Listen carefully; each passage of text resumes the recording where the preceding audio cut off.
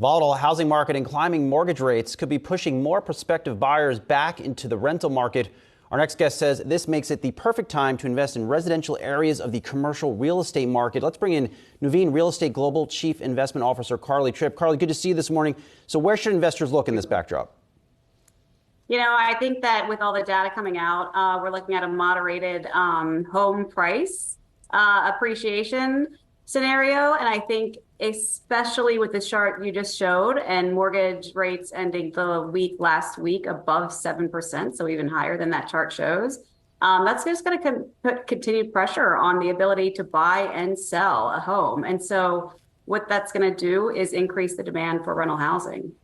Wow. Okay, that's not good news for me, a renter. So with all of this in mind, on the existing home side, you've got this conundrum as well, because people aren't necessarily jumping to list their homes or add that inventory to the market, knowing that there might not be prospective buyers out there right now because of the rising rate environment.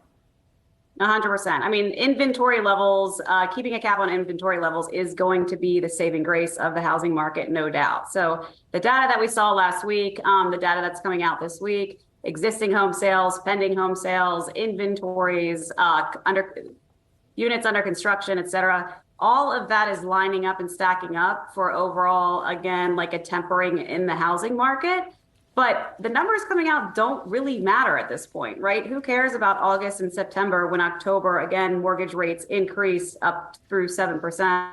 And monthly mortgage payments are now above 60% increase just from 1 year ago. Carly, when we do get the sense of that Fed pivot, how does that change how you put money to work?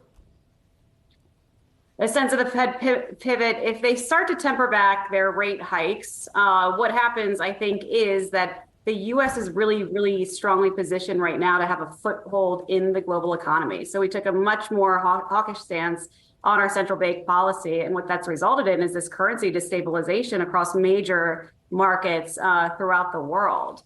And I think given that the U.S. is really able to export energy, we can supply our own food, we can supply our own manufacturing. We are the second largest manufacturer globally. That's setting up the United States to be well positioned to come out of whatever cycle we are going to see over the next 12 months. So as a real estate investor, I would definitely focus on the US, and I would focus on more non-cyclical inflation-linked assets such as housing, industrial, healthcare, related assets, et cetera.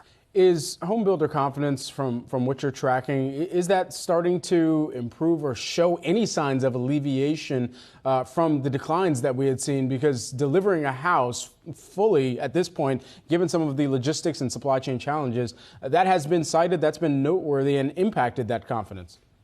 Yeah, absolutely not. Absolutely not. I do not expect home builder confidence to come back anytime soon. As you saw, it's plummeted and it's expected to continue to plummet. What that will result in for investors like us is an opportunity actually to scoop up some new inventory and master plan communities at, I think, prices that will be well below what we could have seen last year. How long after the Fed sees what it needs to on the housing side and home ownership side do you believe that it will take for actual rental prices to start to come down? I think rental prices are going to start to come down. So if you just look at certain simplistic stats, right, like home prices to wages, that index is well above a normalized mean. That is not a good indicator. I think that leads to a softening in rents.